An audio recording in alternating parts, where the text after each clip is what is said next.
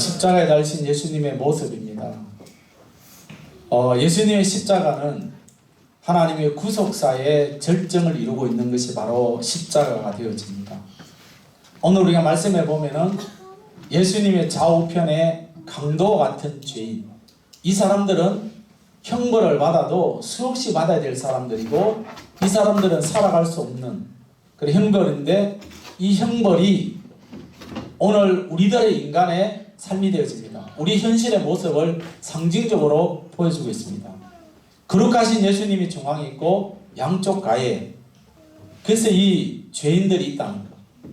그래서 우리는 죄로 죽을 수밖에 없는 저와 여러분들을 십자가의 구원으로 말미암아 우리만 구원받고 감격하는 것이 아니라, 아직도 이 은혜의 자리에 나오지 못하는 사람들을 우리가 불러들어서 하나님 백성 삼게 하기 위해서 우리가 이런 전도하는 그 일을 정하고 있는 것입니다.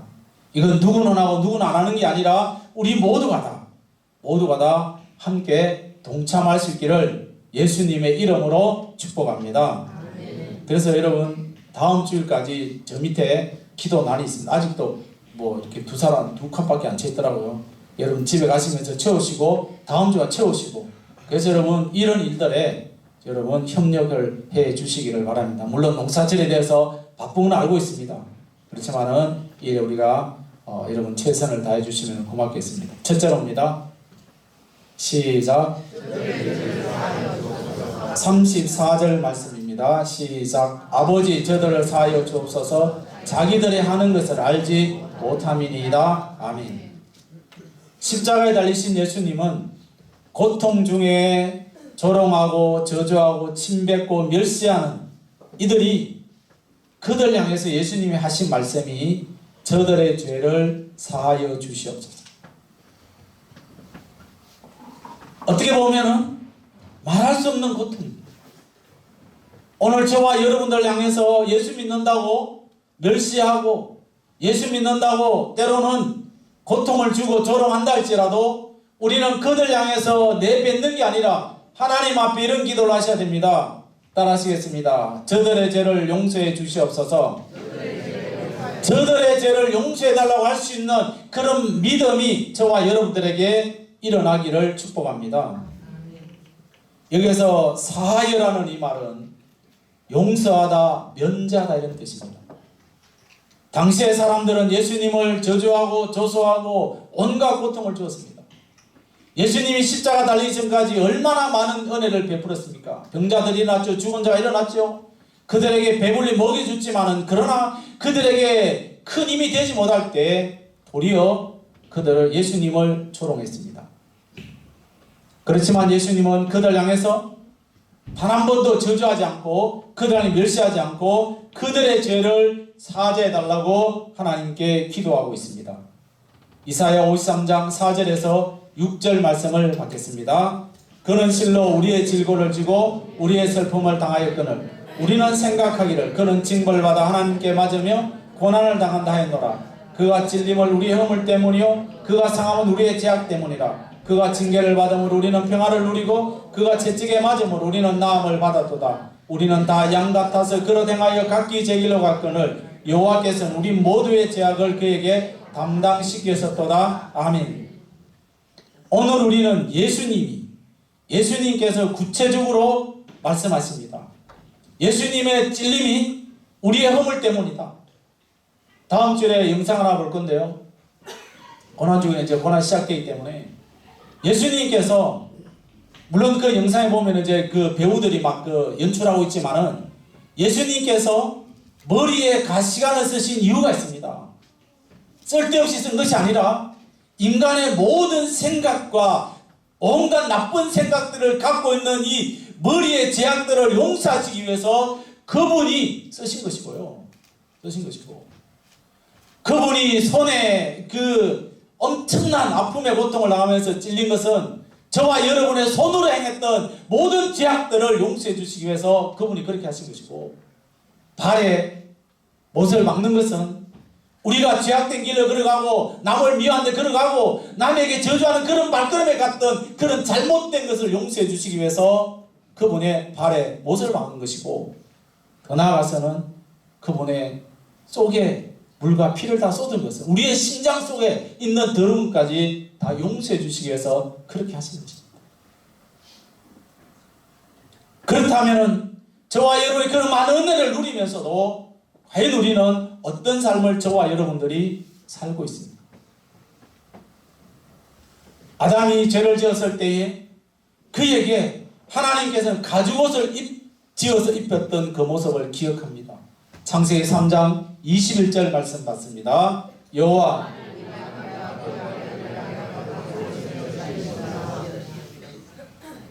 아담의 수치를 가리신 가죽옷. 그 가죽옷을 만들기 위해서는 짐승에 잡아야 됩니다. 짐승을 잡는데 그 짐승의 피는 예수님의 십자가의 피를 예표하고 있습니다. 십자가에 달리신 예수님, 온 인류의 죄를 대속하기 위해서 그분이 지신 것 우리는 감사하면서 저와 여러분이 살아갈 수 있기를 예수님의 이름으로 축복합니다. 올해 아니면 내년에 또 돌아오겠지. 그렇게 우리가 안일하게 생각하지 않기를 바랍니다. 하나님이 우리를 너무 사랑하셔서 만약 우리가 구약시대에 예수님 오지 않고 구약시대에 있다면 과연 우리는 이 성전 안에 들어올 수 없습니다. 제사장들만 들어오고 일반 성도님들은 성전 뜰에서 그냥 거기에서 있다가 가야 됩니다. 오늘 우리는 잊지 말아야 될 부분이 하나 있습니다. 바로 예수님 십자가입니다. 따라 하시겠습니다. 예수님 십자가. 예수님 십자가 위에서 대속의 기도를 드렸던 것처럼 우리도 우리의 죄를 위해 설리신 그 예수님의 대속의 십자가를 대속의 기도를 생각하면서 우리가 살아가셔야 됩니다. 둘째로입니다. 시작. 33절입니다. 시작. 해골이라는 곳에 이르러 거기서 예수를 십자가에 못 박고. 해골이라는 것은 말 그대로 해골입니다. 그래서 유대인들은 마가복음이나 마태복음을 이렇게 기록할 때에 갈보리라는 이 말은 히브리 말로 기록이 되어집니다. 이 사람들은요, 자기의 유리한 쪽으로 해석을 하는 그런 사람들입니다. 해골이라는 것은 두말할 나이도 없이 죄로 인해서 사망이 엄청난 골짜기, 인류의 비극을 말해주고 있습니다. 그런데 그 예수님께서는 그곳의 십자가에서 죽음을 맞이하게 되어집니다. 예수님께서 십자가에 죽으심으로 온 인류의 사람들이 그 예수님을 믿기만 하면은 다시 산다는 것을 이야기합니다. 에스겔서 37장 7절에서 10절의 말씀입니다. 시작. 이에 내가 명령을 따라 대언하니 대언할 때 소리가 나고 움직이며 입뼈 젖뼈가 들어맞아 뼈들이 서로 연결되더라. 내가 또 보니 그 뼈에 흰줄이 생기고 살이 오르며 그 이외에 가죽이 덮이니 그 속에는 생기는 없더라. 또 내게 이르되 인자야 너는 생기를 향하여 대언하라. 생기에 대언하여 이르기를 주 여호와께서 이같이 말씀하시기를 생기야 사방에서부터 와서 이 죽음을 당한 자에게 붙어서 살아나게 하라 하셨다라. 이에 내가 그 명령대로 대언하였더니 생기가 그들에게 들어가며 그들이 곧 살아나 일어나 서는데 극히 큰 군대더라. 아멘. 에스겔서에 나오는 이 해골 골짜기의 환상은 이스라엘 백성들을 회복하는 그 일에 예언하는 말씀입니다. 이스라엘 백성들이 70년의 포로 생활에서 다시 돌아올 것을 지금 예언하고 있는 것입니다. 오늘 이 말씀에 아주 말라버린 뼈, 이것은 죄로 말미암아 죽음에 이른 저와 여러분의 상태를 말합니다. 바짝 말라있는 뼈들은 뭡니까? 부스러지고 마는 겁니다. 오늘 저와 여러분이 하나님의 말씀대로 살지 않은 우리들의 삶이 부스러지고 만다는 겁니다. 오늘이 또 하나는 예수님이 반드시 재림에 한다는 것을 잊지 마시기를 바랍니다. 예수님이 재림할 때에 무덤 속에 잠자는 자들이 먼저 일어난다고 이야기합니다. 믿으십니까? 먼저 일어납니다. 아무리 죄로 죽을 우리가 십자가의 내소의 믿음으로 사망에서 생명, 사망에 있던 엄침한 골짜기 있던 사망에서 생명으로 옮겨졌다는 것을 말씀해 주고 있습니다. 그래서 우리는 해마다 우리가 이 고난주간 또 부활절 앞두 우리는 끊임없이 예수님에 대해서 생각하고 있습니다. 우리는 이 사망의 권세 앞에 그 누구도 당당할 수 없습니다.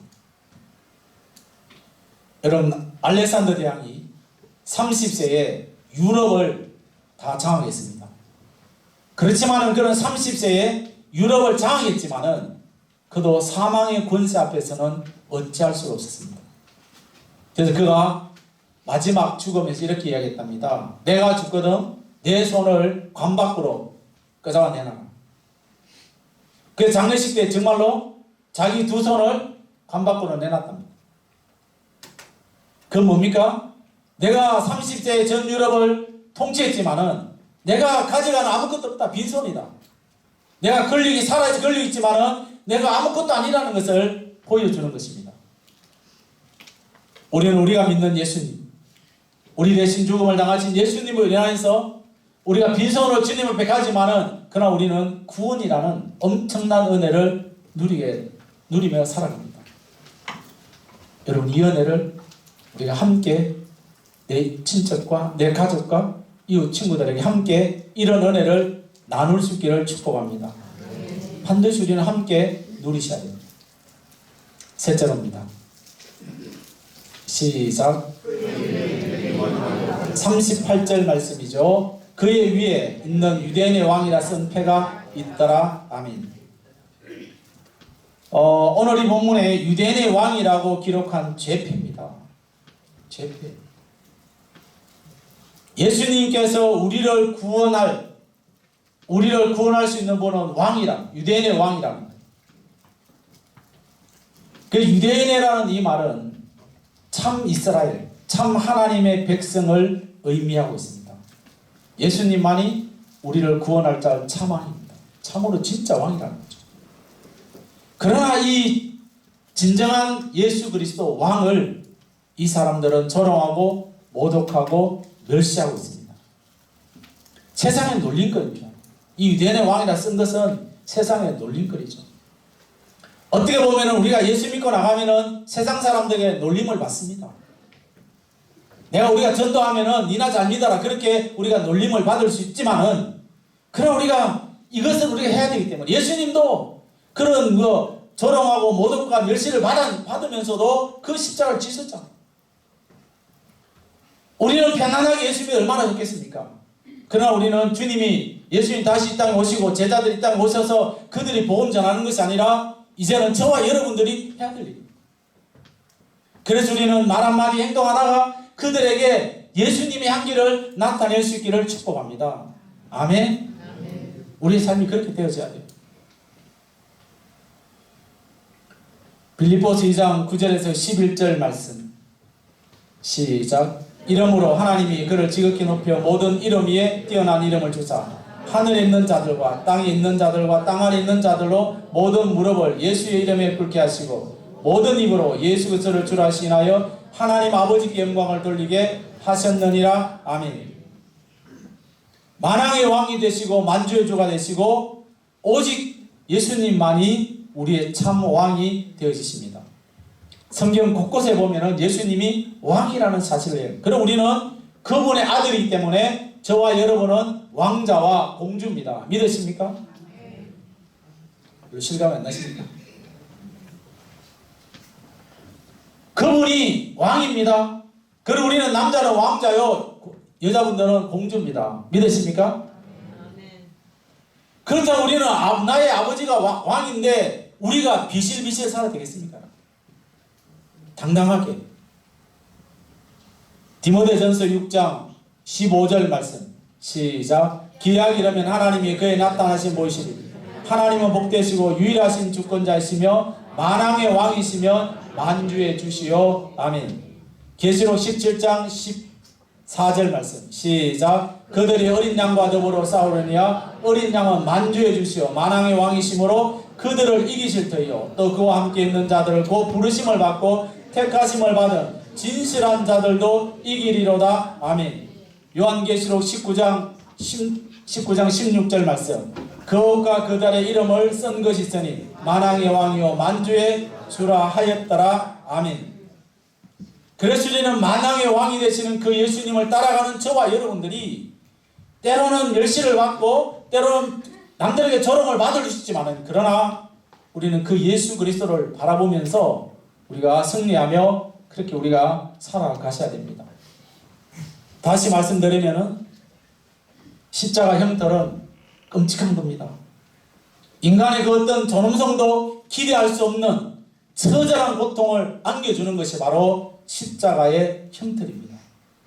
근데 그곳에서 예수님은 속죄의 기도를 드립니다. 해골같이 바싹 마르고 생명이 없고 기운도 없고 다 말라 비틀어져 있는 우리들의 영혼을 주님이 회복시켜 주셨습니다. 아멘. 회복시켜 주셨다면 그분의 은혜 우리는 감사해요. 예를 들어서 내가 지금 육신이 약한데 어떤 의사가 약을 처방해 줘가지고 그 약을 먹음으로 완전히 회복되었다. 그럼 뭐예요? 그분은 우리는 평생 못 잊어요. 사람들이 이야기합니다. 내가 어떤 육신이 약했는데 그 의사한테 가니까 그 한 방에 낫더라. 그러면서 말을 하잖아요. 안 그렇습니까? 예? 그렇다면 우리 영혼이 살아났는데 우리 영혼이 살아나고 우리가 행복한데 그 예수님을 전하지 않는다면 직무유기입니다. 우리는 그분께 감사하고 그분께 충성하면서 목숨을 다해서 그 은혜에 보답하는 삶을 살아가야 된다. 그렇게 하지 못한다면 주님께서 우리에게 뭐라고 말씀하시겠어요? 오늘 우리는 십자가에 달리신 예수님의 모습을 우리 기억하면서 이번 한 주간도 주님이 주시는 그 은혜 주님 증거하면서 때로는 예수 전하면서 멸시도 받고 천대도 받고 또 조롱도 받지만은 그러나 예수님도 그런 가운데서 꼼짝하지 않았습니다. 우리도 예수님 본받고 예수님 함께 가면서 이번 한 주간도 여러분의 말 하나 행동 모든 것이 어디에 집중하느냐 5월 14일 날 전도하는 일에 집중이 되기를 축복합니다. 화가 나더라도 뭐라고요? 화가 나더라도 화가 나도 참으세요. 남들이 나에게 조롱한다 할지라도 참아야 돼. 그래서 우리는 왜냐? 한 영혼이라도 주님 앞으로 데려와야 되기 때문에 이것이 우리가 해야 될 일이기 때문에 그래서 반드시 예수님 십자가에서 대속의 속죄의 기도를 드린 것처럼 우리도 그들 향해서 기도하면서 하나님 나라가 채워지기를 예수님의 이름으로 축복합니다. 또 간구합니다. 마친 다음에 반드시 회장님들은 모셔가지고 다음 주를 어떻게 하든지 간에 한 사람씩 한 기간에 10명을 채워서 어떻게 하셔도 하시고 그 다음에 또 그 기도하는 그 시간에 여러분들 이름을 적어 놓으셔서 다음 주일날 월요일부터 이제 시작되어집니다. 다음 주 월요일입니다. 그래서 33일 동안 우리가 힘을 다해서 기도하겠습니다. 그리고 여러분 함께 기도하는 이날에 내가 그날 안 데려가도 좋다. 나는 어쨌든 이 사람을 위해서 기도해야 되겠다. 그러면서 반드시 여러분 이 기도에 이름을 4번 적어 놓으시고 마지막에 예수님 기도합니다. 이걸 여러분 보시면서 안타깝게 여러분 하나님 앞에 기도하는 그런 시간을 가지고 그 다음에 교회 오실 때마다 교회 오셔서 커피 나누면서도 어떻게 하면 전도할 것인가 어떻게 하면 하나님 기뻐하는 일을 해야 되겠다. 이런 일들에 여러분들이 마음을 모아주시기를 바랍니다. 아시겠습니까? 아시겠습니까? 꼭 그렇게 해주십시오. 예, 부탁을 드리나이다. 정말입니다. 잘해줄 줄 믿습니다. 자, 복습하겠습니다. 시작.